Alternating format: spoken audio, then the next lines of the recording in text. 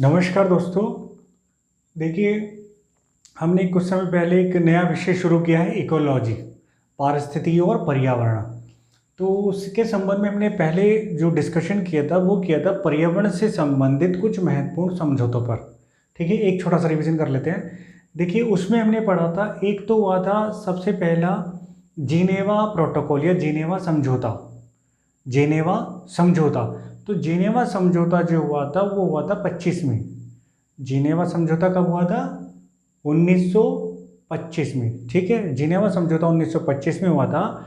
और जिनेवा जो समझौता था उसमें मुख्य विषय क्या था, बताइए जरा। यस, जैविक हथियारों पर प्रतिबंध।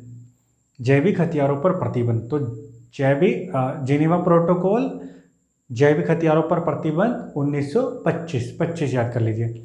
उसके बाद एक हमने पढ़ा था स्टॉकहोम सम्मेलन। स्टॉकहोम सम्मेलन यानी कि विश्व स्तर पर पर्यावरण को संरक्षित करने का पहला प्रयास किया गया था स्टॉकहोम सम्मेलन में। स्टॉकहोम सम्मेलन कब हुआ? 1972 में। स्टॉकहोम 72 में हुआ। जिनेवा 25 में हुआ। जिनेवा में जो है जैविक हथियारों पर प्रतिबंध लगाने का प्रयास किया गया। और और दूसरा कौन सा था? और दूसरा था स्टॉकहोम। स्टॉकहोम 72 और पर्यावरण को संरक्षण करने का पहला प्रयास विश्व स्तर पर किया गया, ये हमने पढ़ा था। इसके अलावा एक और हमने पढ़ा था साइट्स, CITES, साइट्स। साइट्स हुआ था 73 में।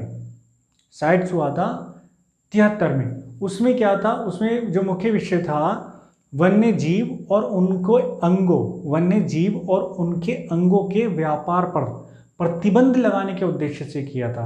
तो जेनेवा में जैविक हथियार हैं। स्टॉकहोम में क्या था? स्टॉकहोम में यस, पर्यावरण संरक्षण। और साइट्स में वन्य जीव। ओके। उसके अलावा कुछ और महत्वपूर्ण समझौते हैं, केवल महत्वपूर्ण की बात करेंगे जो आपके काम के हैं।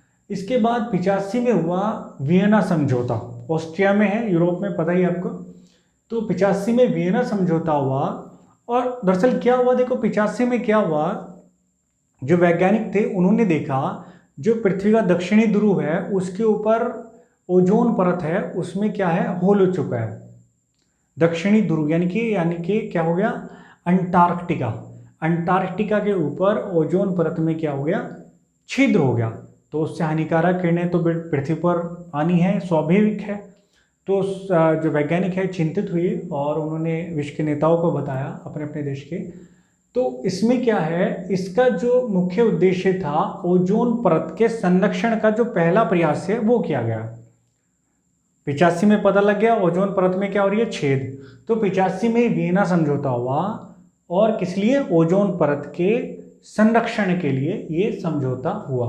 ओके। और इसमें क्या है, जो हानिकारक गैसें थी मुख्य रूप से CFC, chlorofluorocarbon, HCFC, hydrochlorofluorocarbon, hydrochlorofluorocarbon और मिथाइल ब्रोमाइड, इनकी कटौती से संबंधित समझौता हुआ। इन पर क्या करेंगे अभी? कटौती, केवल कटौती की बात हुई है। अब आइए, अब हुआ मॉन्ट्रियल समझौता। मॉन्ट्रियल कहाँ है? कनाडा में। मॉन्ट्रियल कनाडा में। तो मॉन्ट्रियल हुआ समझौता 87 में। Montreal 87, Vienna 85। मॉन्ट्रियल हुआ 87 में। वास्तव में जो मॉन्ट्रियल समझौता है ये, इसका जो प्रस्ताव था वियना समझौते में ही पास हो गया था। ये वियना समझौते में जो प्रस्ताव पास हुए थे उसी पर क्या हुआ, ये मॉन्ट्रियल समझौता हुआ। और इसमें क्या हुआ, मेन उद्देश्य क्या है? ओजोन परत को क्षीण करने वाले, कमजोर करने वाले पदार्थों पर रोक लगाना। इसमें क्या लगी? रोक। इसमें क्या हुई? कटौती, यानी कि धीरे धीरे मामला बढ़ रहा है।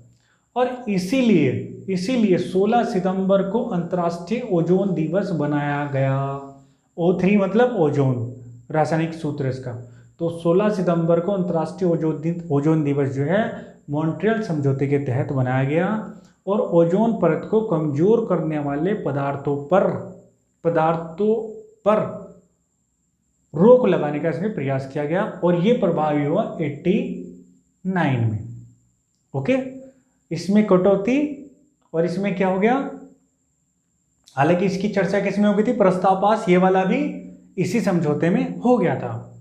ओके, संधि हस्ताक्षर 87 में। ओके, आगे बढ़ते हैं। किगाली समझौता। देखिए किगाली समझौता भी क्या है, किगाली समझौते में क्या हुआ, किगाली ये अफ्रीका महाद्वीप में है, रवांडा एक देश है, वहाँ किगाली है। ठीक है, तो किगाली समझौता 16 में हुआ, किगाली समझौता 16 में हुआ। और जो मॉन्ट्रियल जो समझौता हुआ था, मॉन्ट्रियल समझौता हुआ था, तो जो उसको मान्यता जो मिली वो किगाली समझौते में मिली। मान्यता का मतलब है बहुत सारे देशों ने, लगभग 197 देशों ने उसको मान्यता दे दी। मान्यता दे दी मतलब वो अपने देश में इसको इम्प्लीमेंट करेंगे। ओके, और साथ ही ग्रीन हाउस गैसों के उत्सर्जन पर भी इसमें समझौता हुआ। ग्रीन हाउस गैसों के उत्सर्जन पे भी इसमें समझौता हुआ। तो ओजोन परत में जो छेद कर रहे हैं बहुत सारे हैं। सबसे पहले किस पर, क्लोरोफ्लोरोकार्बन, केवल कटौती। अब क्या है, इस पर रोक लगाने का प्रयास किया। और इसमें क्या है, ग्रीन हाउस गैसें, सभी ग्रीन हाउस गैसों को इसमें ले लिया गया, उस पर समझौता हुआ। और इसके लिए बहुत सारी जो पाकिस्तान है या हमारा भारत है या चीन है, अलग अलग कंट्रियों ने अपने उद्देश्य निर्धारित किए। और भारत ने डिसाइड किया कि 2028 तक जो HFC है उस पर ये पूर्णतः रोक लगा देगा। और 2025 तक 85% की उसमें कमी भी कर लेगा। तो इसी तरह चाइना का टारगेट रहा, अलग अलग देशों का अलग अलग टारगेट रहा किगाली समझौते में। तो ग्रीन हाउस गैसों के उत्सर्जन पर हुआ ये 16 सितंबर अंतर्राष्ट्रीय ओजोन दिवस बनाया गया। पदार्थों पर रोक लगाई गई। कौन से पदार्थ बताइए जरा। यस, जो ओजोन परत को क्षीण करते हैं। क्लियर, आइए ये देख लेते हैं। पहले एक हुआ बेलाजियो घोषणा पत्र। बेलाजियो है इटली में। दरअसल बेलाजियो घोषणा पत्र में जो यातायात के साधन है, बाई मोटर कार है, बाइक है, जो भी यातायात के साधन है, जो उसमें यूज होने वाला ईंधन है, जो भी यातायात के साधन है, चाहे बस है, ट्रक है या कुछ भी है, तो यातायात के साधन में जो यूज होने वाला ईंधन है, ठीक है, उसके संबंध में नियम दिए गए। ठीक है, उसमें नियामक सिद्धांत उस पर बनाया गया। और जो ये सिद्धांत है ये है 43 सिद्धांत। कितने हैं, 43 सिद्धांत। तो अगर आपको बेलाजियो घोषणा पत्र याद रखना है तो आपको बस इतना से याद रखना है कि जो यातायात के साधन है उसमें जो यूज होने वाला ईंधन है उससे संबंधित कुछ सिद्धांत बनाए गए। ठीक है, यानी कि कुछ नियम बनाया गया और जो 43 हैं। क्लियर। अब आ जाइए ये अंतर्राष्ट्रीय सौर गठबंधन, इंटरनेशनल सोलर अलायंस, बहुत महत्वपूर्ण है। देखिए 2015 में जब संयुक्त राष्ट्र जलवायु परिवर्तन सम्मेलन हुआ था, 2015 में जब संयुक्त राष्ट्र जलवायु परिवर्तन सम्मेलन हुआ था, तो इसमें क्या हुआ, इसमें जो एमनुअल मैक्रो फ्रांस के जो राष्ट्रपति थे और हमारे देश के प्रधानमंत्री नरेंद्र मोदी मिले और उन्होंने क्या सोचा कि एक अलायंस बनाया जाए जो कर्क और मकर रेखा के बीच के जो देश है, कर्क और मकर रेखा के बीच का मतलब है यहाँ पे गर्मी ज़्यादा पड़ती है, सूरज की लंबवत किरणें पड़ती हैं, तो गर्मी ज़्यादा पड़ती है। तो उन्होंने कहा कि ऐसे देशों का जहाँ गर्मी ज़्यादा पड़ती है, धूप ज़्यादा होती है, तो ऐसे देशों का एक अलायंस बनाया जाए, एक ऐसे देशों का अलायंस बनाया जाए और सौर ऊर्जा को ज़्यादा से ज़्यादा बढ़ावा दिया जाए। तो 2015 में बना और इसका मुख्यालय गुरुग्राम में है, गवाल पहाड़ी पर। इसको भी याद कर लीजिए, गुरुग्राम गवाल पहाड़ी पर। ओके, और इसमें क्या हुआ, इसमें देखिए, और इसका जो सम्मेलन हुआ, पहला जो सम्मेलन हुआ अंतर्राष्ट्रीय सौर गठबंधन का पहला जो सम्मेलन हुआ वो हुआ नई दिल्ली में। कहाँ हुआ, नई दिल्ली में। और इसका उद्देश्य था कि ये सारे देश मिलकर जो है 1000 गीगावाट नवीकरणीय ऊर्जा बनाएंगे, सौर ऊर्जा बनाएंगे। 2030 तक 1000 गीगावाट। और भारत का उद्देश्य था कि 2022 तक जो है 175 गीगावाट सौर ऊर्जा का उत्सर्जन करने का लक्ष्य रखा गया। ये याद कर लीजिए, 175 गीगावाट भारत का 2022 तक। देखिए 2018 में जो नरेंद्र मोदी थे हमारे प्रधानमंत्री हैं, तो इन्होंने क्या काम है, इन्होंने एक अवधारणा दी, एक सूर्य एक विश्व एक ग्रिड। एक सूर्य एक विश्व एक ग्रिड, यानी कि जब एक सूरज है एक विश्व है तो एक ही ग्रिड होना चाहिए। मतलब क्या है, देखो सौर ऊर्जा जो है उसमें सबसे बड़ी समस्या है रात की। दिन में तो ठीक है सौर ऊर्जा मिल जाएगी ना, तो अभी उसको संगठित एकत्रित मतलब एक जगह कहीं उसको स्टोर कर लें, ऐसे भी हमारे पास अभी तक कोई इंस्ट्रूमेंट का आविष्कार नहीं हुआ है, तो समस्या आती है रात को। लेकिन हमें ये भी पता है कि सूरज कभी भी छिपता नहीं है, पृथ्वी पर सूरज हमेशा दिखता रहता है। अभी एक साइड में दिख रहा है, एक साइड में दिन हो रहा है, तो एक साइड में रात हो रही है, भले क्योंकि पृथ्वी घूम रही है सूरज, लेकिन सूरज ने अपनी रोशनी पृथ्वी पर अभी भी डाली हुई है। पृथ्वी पर सूरज की रोशनी लगातार पड़ती रहती है। अब ये डिसाइड हुआ कि जिस हिस्से में रात है, जिस हिस्से में रात है, अगर ऐसा ग्रिड सिस्टम एक जाल बन जाए 121 देशों में, तो क्या हो सकता है, ये संभावना हो सकती है कि जिस हिस्से में रात है, जिस हिस्से में रात हो रही है, तो अभी उसको सौर ऊर्जा से यहां से बिजली मिल गई, ठीक है। अब पृथ्वी घूमी तो अब इस हिस्से में रात है, इस हिस्से में रात है, तो अब की बार ऊर्जा इससे इसको मिल गई। तो जो एक सौर ऊर्जा को स्टोर ना करने की एक समस्या, उसका एक आराम से समाधान हो जाएगा अगर एक ऐसा ग्रिड बन जाता है। तो ये अवधारणा है एक सूर्य एक विश्व एक ग्रिड। क्लियर? अब एक रिवीजन कर लेते हैं। देखिए जेनेवा प्रोटोकॉल, जैसा मैंने अभी समझाया था अभी आपको, जेनेवा प्रोटोकॉल कब हुआ बताइए जरा। यस 25 में 1925, बहुत बढ़िया। जिनेवा प्रोटोकॉल का मुख्य उद्देश्य क्या था, मेन विषय बता दीजिए बस एक शब्द में। यस वेरी गुड, जैविक हथियारों पर प्रतिबंध, बहुत बढ़िया। इसके बाद कौन सा हुआ था, स्टॉकहोम सम्मेलन। स्टॉकहोम सम्मेलन कब हुआ था, 72 में, वेरी गुड 72 में। इसका मुख्य विषय क्या था, यस पर्यावरण का संरक्षण। सभी देश जो हैं, बहुत सारे देश यूनाइट हुए थे, विश्व स्तरीय प्रयास किया गया।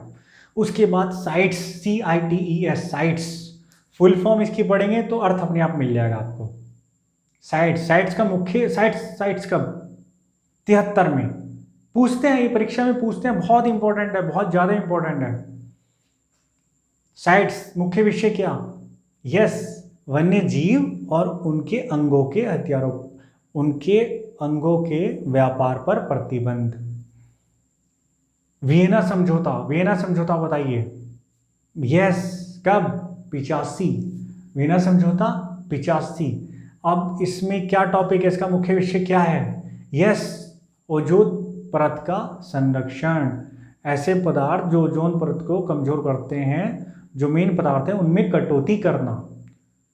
मॉन्ट्रियल में क्या हुआ, रोक लगाना ऐसे पदार्थों पर, और जो बहुत सारे थे और कुछ पदार्थ और ऐड कर दिए। समय समय पर संशोधन होते हुए इसमें और बहुत सारे पदार्थों को ऐड कर दिया गया जिन पर रोक लगाई जाएगी। और यहीं से 89 में प्रभावी, और 16 सितंबर को से ही ओजोन दिवस मनाया जाता है। पर्यावरण दिवस 5 जून किस समझौते के तहत उसकी घोषणा हुई थी बताइए जरा। यस स्टॉकहोम, 5 जून 1972 को जो हुआ था स्टॉकहोम सम्मेलन। किगाली कब हुआ, किगाली 16, इसमें और विस्तार कर दिया, यानी कि ग्रीन हाउस गैसों पर प्रतिबंध, ठीक है, उस पर उत्सर्जन से संबंधित समझौता हुआ, यानी कि कम से कम उसको कर दें। और सभी देशों ने अपने अपने उद्देश्य बनाए, और भारत का उद्देश्य क्या था, 28 तक HFC पर रोक लगा देंगे। बेलाजियो 2002, बस 2 याद कर लीजिए। किगाली 16 ये 2002। और इंटरनेशनल सोलर अलायंस, यानी कि इसके बाद किगाली हुआ, ऐसे भी आप याद कर सकते हैं, 15 में हुआ। इसमें मेन बात क्या है? यस, क्या? सौर ऊर्जा को बढ़ावा देना। अंतर्राष्ट्रीय स्तर पर सभी देश यूनाइट होकर सौर ऊर्जा को बढ़ावा दें और एक दूसरे को सप्लाई करें जब आवश्यकता हो। ओके, तो अब क्वेश्चन लिख लीजिए फटाफट। पिछले जो पर्यावरण से समझौते थे, भाग 1 था, उससे संबंधित भी और इससे संबंधित भी। ओके, जेनेवा, उसमें क्वेश्चन लिखा था क्या शायद? चलिए खैर लिख लीजिए। और जेनेवा समझौता कब हुआ? स्टॉकहोम समझौता कब हुआ? पर्यावरण दिवस कब मनाया जाता है? पर्यावरण दिवस किस समझौते में, पर्यावरण दिवस यानी कि 5 जून की घोषणा किस समझौते में की गई? पर्यावरण दिवस अर्थात 5 जून की घोषणा किस समझौते में की गई? साइट्स समझौता कब हुआ? साइट समझौता कब हुआ? किगाली समझौता कब हुआ? किगाली समझौता कब हुआ? इसका मुख्य विषय क्या था? मॉन्ट्रियल समझौता कब हुआ? मॉन्ट्रियल समझौता कब हुआ? इसका मुख्य विषय क्या था? अंतर्राष्ट्रीय ओजोन दिवस कब मनाया जाता है? अंतर्राष्ट्रीय ओजोन दिवस की घोषणा किस समझौते के तहत की गई? Very very very important. अंतर्राष्ट्रीय सौर ऊर्जा गठबंधन, अंतर्राष्ट्रीय सौर ऊर्जा गठबंधन कब बना? अंतर्राष्ट्रीय सौर ऊर्जा गठबंधन, ISA भी लिख सकते हैं, इंडियन सोलर अलायंस, ठीक है ना, शॉर्ट में भी लिख सकते हैं। अंतर्राष्ट्रीय सौर ऊर्जा गठबंधन का प्रथम सम्मेलन कहाँ हुआ?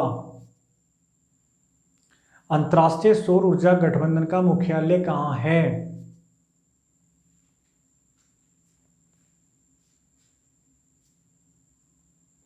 देखिए, जो ये इसको लिया ना फ्रांस वाले को अपने साथ, तो इसको इसलिए लिया क्योंकि इसकी सौर ऊर्जा में एक्सपर्टाइज है। सौर ऊर्जा में एक्सपर्टाइज है, अपने यहाँ बहुत ज़्यादा सौर ऊर्जा यूज करते हैं, ठीक है ना। बेलाजियो घोषणा पत्र कब हुआ? बेलाजियो घोषणा पत्र का मुख्य विषय क्या था? ओके, तो मैं समझता हूँ आपको बहुत सारे फैक्ट्स भी मिले हैं और वास्तव में आप इनका अर्थ भी समझे हैं। केवल आपको रटना नहीं हुआ, आप इनका अर्थ भी समझे हैं, ये क्यों हुआ, वास्तविक आपकी समझ विकसित हो गई, ऐसा मैं आशा करता हूँ। ओके, तो नेक्स्ट वीडियो में मिलते हैं, नेक्स्ट विषय के साथ इसका समापन करते हैं और इसी के साथ नमस्कार और जय हिंद, जय भारत।